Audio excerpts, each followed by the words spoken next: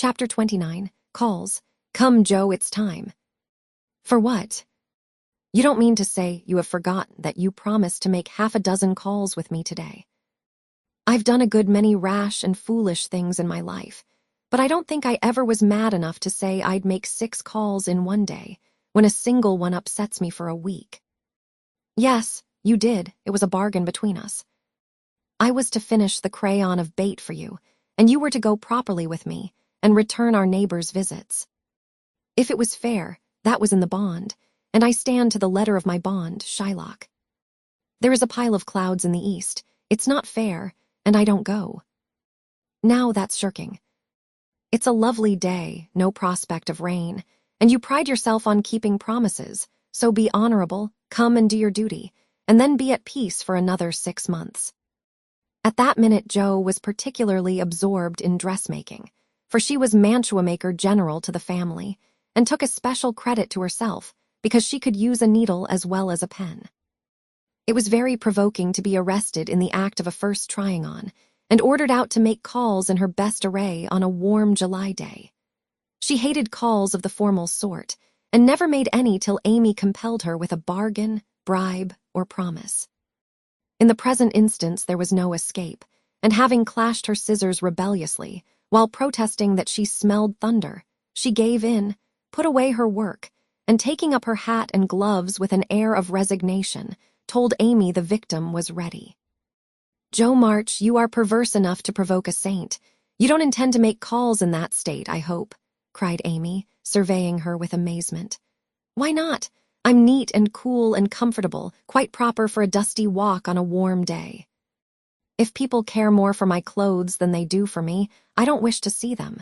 You can dress for both, and be as elegant as you please. It pays for you to be fine." "It doesn't for me, and furbelows only worry me." "Oh dear," sighed Amy. "Now she's in a contrary fit, and will drive me distracted before I can get her properly ready. I'm sure it's no pleasure to me to go today, but it's a debt we owe society, and there's no one to pay it but you and me. I'll do anything for you, Jo, if you'll only dress yourself nicely and come and help me do the civil. You can talk so well, look so aristocratic in your best things, and behave so beautifully if you try that I'm proud of you. I'm afraid to go alone. Do come and take care of me. You're an artful little puss to flatter and wheedle your cross old sister in that way. The idea of my being aristocratic and well-bred, and your being afraid to go anywhere alone. I don't know which is the most absurd. Well, I'll go if I must, and do my best. You shall be commander of the expedition, and I'll obey blindly. Will that satisfy you?" said Jo, with a sudden change from perversity to lamb-like submission. "You're a perfect cherub. Now put on all your best things, and I'll tell you how to behave at each place, so that you will make a good impression. I want people to like you, and they would if you'd only try to be a little more agreeable. Do your hair the pretty way, and put the pink rose in your bonnet. It's becoming, and you look too sober in your plain suit. Take your light gloves and the embroidered handkerchief. We'll stop at Meg, and borrow her white sunshade, and then you can have my dove-colored one." While Amy dressed, she issued her orders, and Jo obeyed them, not without entering her protest, however. For she sighed as she rustled into her new organdy, frowned darkly at herself as she tied her bonnet strings in an irreproachable bow, wrestled viciously with pins as she put on her collar, wrinkled up her features generally as she shook out the handkerchief, whose embroidery was as irritating to her nose as the present mission was to her feelings, and when she had squeezed her hands into tight gloves with 3 buttons and a tassel. As the last touch of elegance, she turned to Amy with an imbecile expression of countenance, saying meekly, "I'm perfectly miserable, but if you consider me presentable, I die happy." "You're highly satisfactory. Turn slowly round and let me get a careful view." Jo revolved, and Amy gave a touch here and there, then fell back, with her head on one side, observing graciously, "Yes, you'll do. Your head is all I could ask, for that white bonnet with the rose is quite ravishing. Hold back your shoulders and carry your hands easily, no matter if your gloves do pinch. There's one thing you can do well, Jo, that is, wear a shawl. I can't, but it's very nice to see you, and I'm so glad Aunt March gave you that lovely one.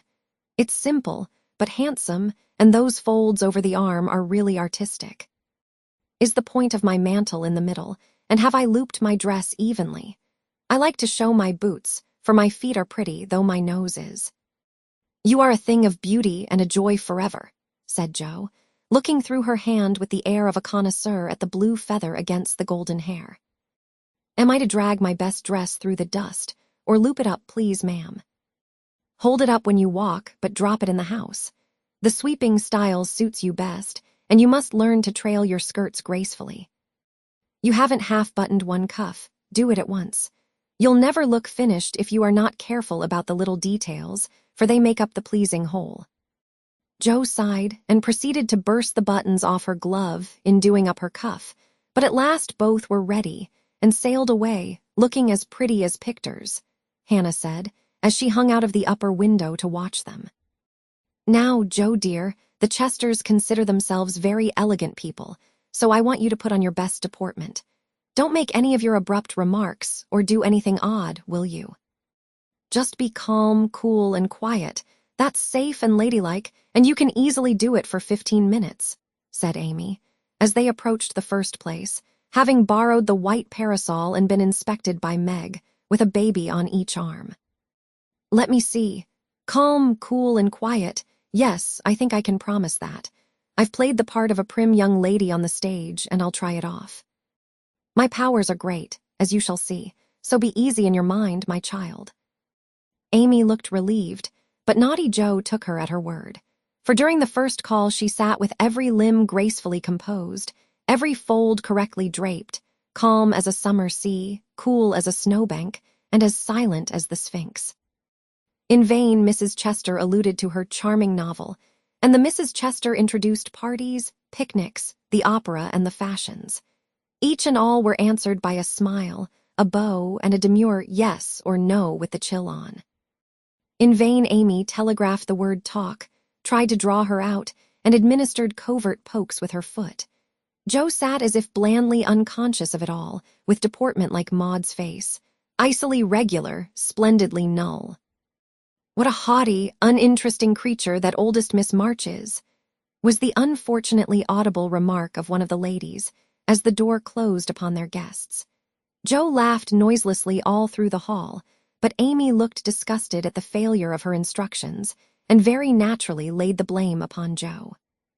How could you mistake me so? I merely meant you to be properly dignified and composed, and you made yourself a perfect stock and stone. Try to be sociable at the Lambs. Gossip as other girls do, and be interested in dress and flirtations, and whatever nonsense comes up. They move in the best society, are valuable persons for us to know, and I wouldn't fail to make a good impression there for anything. I'll be agreeable. I'll gossip and giggle and have horrors and raptures over any trifle you like. I rather enjoy this, and now I'll imitate what is called a charming girl. I can do it, for I have made Chester as a model, and I'll improve upon her. See if the Lambs don't say, what a lively, nice creature that Joe March is. Amy felt anxious, as well she might, for when Joe turned freakish there was no knowing where she would stop. Amy's face was a study when she saw her sister skim into the next drawing-room, kiss all the young ladies with effusion, beam graciously upon the young gentlemen, and join in the chat with a spirit which amazed the beholder. Amy was taken possession of by Mrs. Lamb, with whom she was a favorite, and forced to hear a long account of Lucretia's last attack, while 3 delightful young gentlemen hovered near, waiting for a pause when they might rush in and rescue her. So situated, she was powerless to check Joe, who seemed possessed by a spirit of mischief, and talked away as volubly as the lady. A knot of heads gathered about her, and Amy strained her ears to hear what was going on, for broken sentences filled her with curiosity, and frequent peals of laughter made her wild to share the fun. One may imagine her suffering on overhearing fragments of this sort of conversation. She rides splendidly. Who taught her? No one. She used to practice mounting, holding the reins and sitting straight on an old saddle in a tree. Now she rides anything, for she doesn't know what fear is, and the stableman lets her have horses cheap, because she trains them to carry ladies so well. She has such a passion for it. I often tell her if everything else fails, she can be a horsebreaker and get her living so." At this awful speech, Amy contained herself with difficulty, for the impression was being given that she was rather a fast young lady, which was her especial aversion. But what could she do?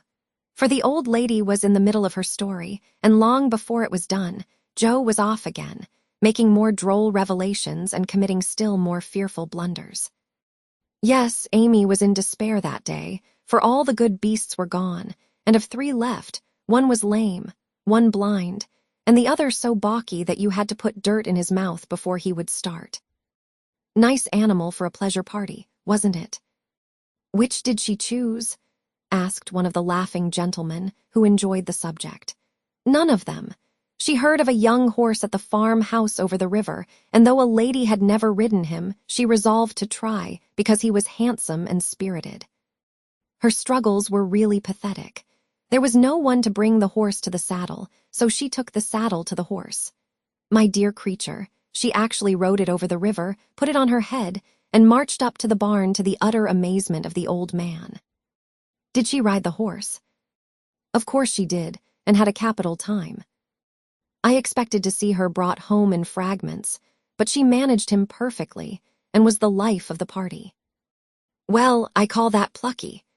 And young Mr. Lamb turned an approving glance upon Amy, wondering what his mother could be saying to make the girl look so red and uncomfortable. She was still redder and more uncomfortable a moment after, when a sudden turn in the conversation introduced the subject of dress. One of the young ladies asked Joe where she got the pretty drab hat she wore to the picnic, and stupid Joe, instead of mentioning the place where it was bought 2 years ago, must needs answer with unnecessary frankness, "Oh, Amy painted it. You can't buy those soft shades, so we paint ours any color we like. It's a great comfort to have an artistic sister." "Isn't that an original idea?" cried Miss Lamb, who found Joe great fun. "That's nothing compared to some of her brilliant performances. There's nothing the child can't do."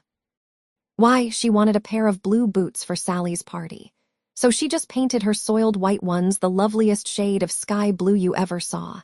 And they looked exactly like satin, added Joe, with an air of pride in her sister's accomplishments that exasperated Amy, till she felt that it would be a relief to throw her card case at her. "We read a story of yours the other day, and enjoyed it very much," observed the elder Miss Lamb, wishing to compliment the literary lady, who did not look the character just then, it must be confessed. Any mention of her works always had a bad effect upon Joe, who either grew rigid and looked offended, or changed the subject with a brusque remark, as now. "Sorry you could find nothing better to read." "I write that rubbish because it sells, and ordinary people like it. Are you going to New York this winter?" As Miss Lamb had enjoyed the story, this speech was not exactly grateful or complimentary. The minute it was made, Joe saw her mistake, but fearing to make the matter worse, suddenly remembered that it was for her to make the first move toward departure, and did so with an abruptness that left 3 people with half-finished sentences in their mouths. "Amy, we must go. Goodbye, dear, do come and see us. We are pining for a visit. I don't dare to ask you, Mr. Lamb, but if you should come, I don't think I shall have the heart to send you away." Joe said this with such a droll imitation of Maychester's gushing style that Amy got out of the room as rapidly as possible, feeling a strong desire to laugh and cry at the same time. "Didn't I do well?" asked Joe with a satisfied air as they walked away. "Nothing could have been worse," was Amy's crushing reply. "What possessed you to tell those stories about my saddle and the hats and boots and all the rest of it?" "Why, it's funny and amuses people. They know we are poor, so it's no use pretending that we have grooms, buy 3 or 4 hats a season, and have things as easy and fine as they do. You needn't go and tell them all our little shifts, and expose our poverty in that perfectly unnecessary way. You haven't a bit of proper pride, and never will learn when to hold your tongue and when to speak," said Amy despairingly. Poor Joe looked abashed, and silently chafed the end of her nose with the stiff handkerchief, as if performing a penance for her misdemeanors. "How shall I behave here?" she asked as they approached the third mansion. Just as you please, I wash my hands of you, was Amy's short answer. Then I'll enjoy myself. The boys are at home and will have a comfortable time. Goodness knows I need a little change, for elegance has a bad effect upon my constitution, returned Jo gruffly, being disturbed by her failure to suit. An enthusiastic welcome from 3 big boys and several pretty children speedily soothed her ruffled feelings, and leaving Amy to entertain the hostess and Mr. Tudor, who happened to be calling likewise, Jo devoted herself to the young folks and found the change refreshing. She listened to college stories with deep interest, caressed pointers and poodles without a murmur, agreed heartily that Tom Brown was a brick, regardless of the improper form of praise, and when one lad proposed a visit to his turtle tank, she went with an alacrity which caused Mama to smile upon her, as that motherly lady settled the cap which was left in a ruinous condition by filial hugs, bear-like but affectionate, and dearer to her than the most faultless coiffure from the hands of an inspired Frenchwoman. Leaving her sister to her own devices, Amy proceeded to enjoy herself to her heart's content. Mr. Tudor's uncle had married an English lady who was third cousin to a living lord, and Amy regarded the whole family with great respect, for in spite of her American birth and breeding, she possessed that reverence for titles which haunts the best of us, that unacknowledged loyalty to the early faith in kings, which set the most democratic nation under the sun in ferment at the coming of a royal yellow-haired laddie. Some years ago, and which still has something to do with the love the young country bears the old, like that of a big son for an imperious little mother, who held him while she could, and let him go with a farewell scolding when he rebelled. But even the satisfaction of talking with a distant connection of the British nobility did not render Amy forgetful of time, and when the proper number of minutes had passed, she reluctantly tore herself from this aristocratic society and looked about for Jo, fervently hoping that her incorrigible sister would not be found in any position which should bring disgrace upon the name of March. It might have been worse, but Amy considered it bad, for Jo sat on the grass with an encampment of boys about her and a dirty-footed dog reposing on the skirt of her state and festival dress, as she related one of Laurie's pranks to her admiring audience. One small child was poking turtles with Amy's cherished parasol, a second was eating gingerbread over Jo's best bonnet, and a third playing ball with her gloves, but all were enjoying themselves, and when Jo collected her damaged property to go, her escort accompanied her, begging her to come again. It was such fun to hear about Laurie's larks. Capital boys, aren't they? I feel quite young and brisk again after that, said Jo, strolling along with her hands behind her, partly from habit, partly to conceal the bespattered parasol. Why do you always avoid Mr. Tudor? Asked Amy, wisely refraining from any comment upon Jo's dilapidated appearance. Don't like him. He puts on airs, snubs his sisters, worries his father, and doesn't speak respectfully of his mother. Laurie says he is fast, and I don't consider him a desirable acquaintance, so I let him alone. You might treat him civilly, at least. You gave him a cool nod, and just now you bowed and smiled in the politest way to Tommy Chamberlain, whose father keeps a grocery store. If you had just reversed the nod and the bow, it would have been right, said Amy reprovingly. No, it wouldn't, returned Jo. I neither like respect nor admire Tudor, though his grandfather's uncle's nephew's niece was a third cousin to a lord. Tommy is poor and bashful and good and very clever. I think well of him, and like to show that I do, for he is a gentleman in spite of the brown paper parcels. It's no use trying to argue with you, began Amy. Not the least, my dear, interrupted Jo. So let us look amiable and drop a card here, as the kings are evidently out, for which I'm deeply grateful. The family card case having done its duty, the girls walked on, and Jo uttered another thanksgiving on reaching the 5th house, and being told that the young ladies were engaged. Now let us go home, and never mind Aunt March today. We can run down there any time, and it's really a pity to trail through the dust in our best bibs and tuckers when we are tired and cross. Speak for yourself, if you please. Aunt March likes to have us pay her the compliment of coming in style and making a formal call. It's a little thing to do, but it gives her pleasure, and I don't believe it will hurt your things half so much as letting dirty dogs and clumping boys spoil them. Stoop down and let me take the crumbs off of your bonnet. What a good girl you are, Amy, said Jo, with a repentant glance from her own damaged costume to that of her sister, which was fresh and spotless still.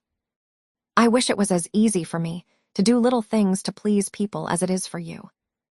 I think of them, but it takes too much time to do them, so I wait for a chance to confer a great favor and let the small ones slip, but they tell best in the end, I fancy. Amy smiled and was mollified at once, saying with a maternal air, "Women should learn to be agreeable, particularly poor ones, for they have no other way of repaying the kindnesses they receive. If you'd remember that and practice it, you'd be better liked than I am, because there is more of you. I'm a crotchety old thing, and always shall be, but I'm willing to own that you are right. Only it's easier for me to risk my life for a person than to be pleasant to him when I don't feel like it.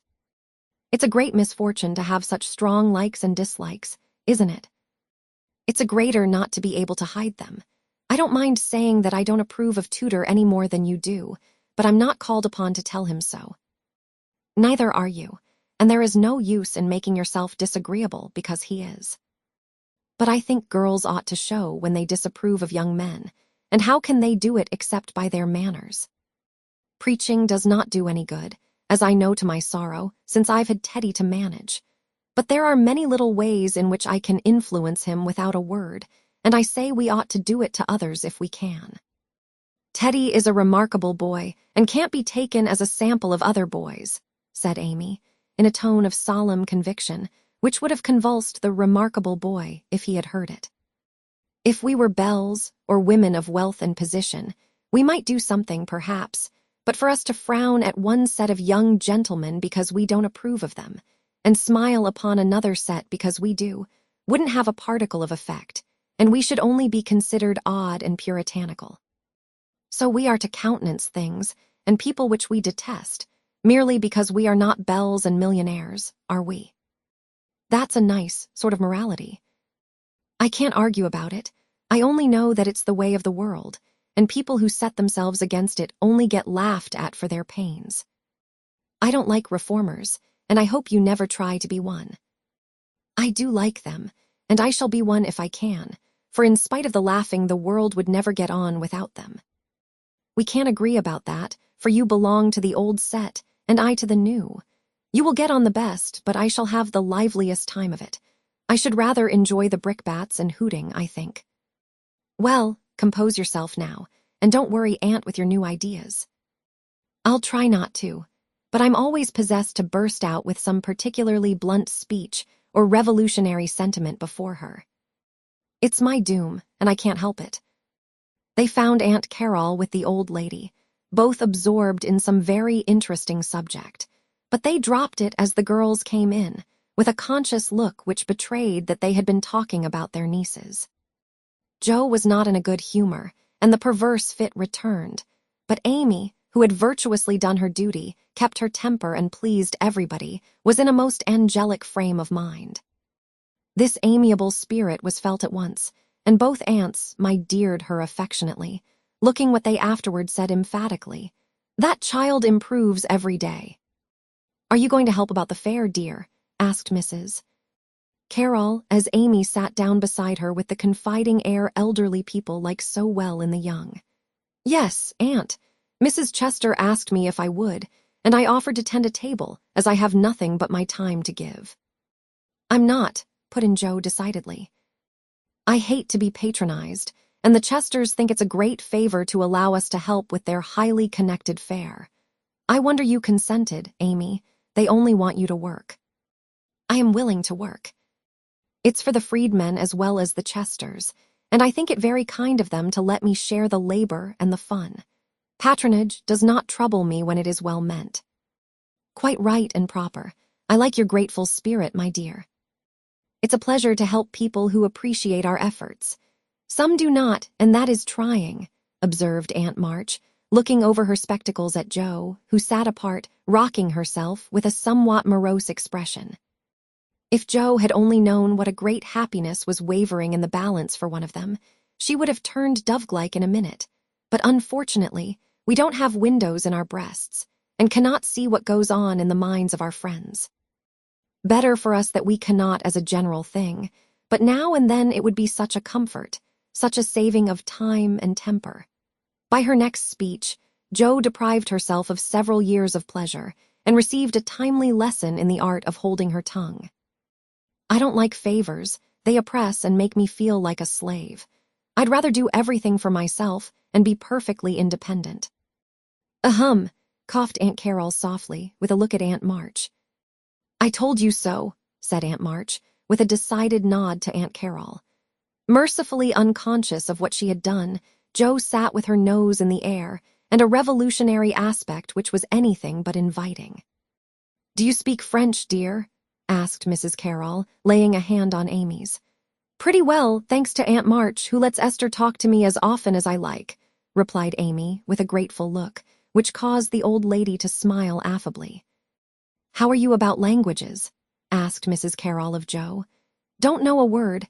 I'm very stupid about studying anything, can't bear French, it's such a slippery, silly sort of language, was the brusque reply.